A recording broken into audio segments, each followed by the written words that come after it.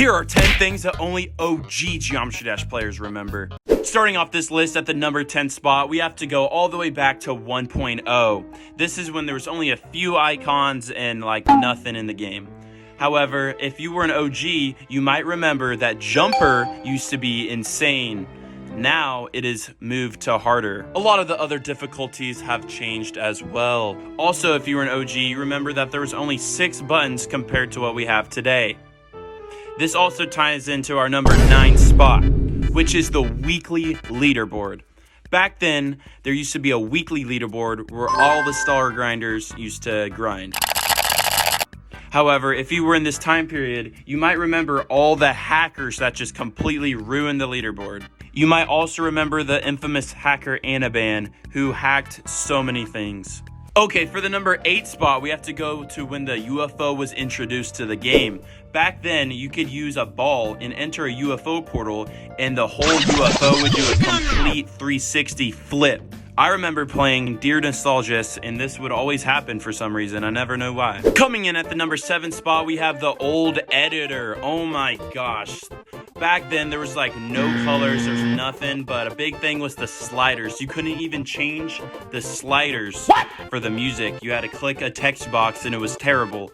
It wasn't only until around 1.9 where levels started to actually get pretty good. This was due to the fact that there was more things to do, players got better at creating, and for the first time in forever, you could use your own songs from Newgrounds compared to the default songs.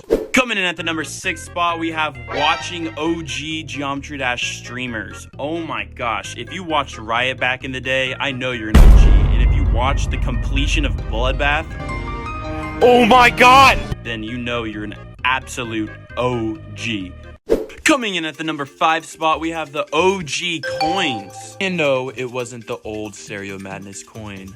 If you were a player back in the day, you might remember going through these circles with stars in them that didn't actually pick up anything. This was because back in the day, there were no user coins. There was only fan-made stars for their levels. So if you played back in the day, you definitely remember getting these fake coins. Speaking of fake coins, coming in at the number 4 spot, we have the blue coin. The blue coin was just in the 2.0 sneak peek art, but it never actually became a full thing. It was later replaced with the silver coin.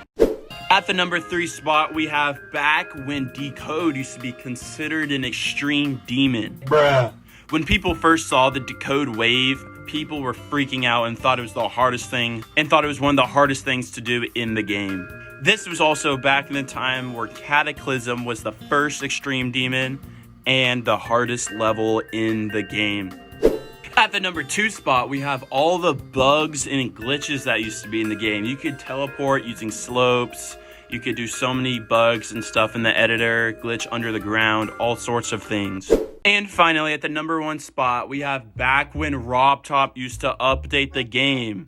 Normally, robtop would update the game frequently. However, it's been 6 years without an update, but however, in GD10, robtop confirmed the release date of 2.2 for October. And finally, one last thing, thank you guys so much for 100,000 subscribers. Also, shout out to Chris for inspiration for this video. Thank you guys so much. Peace.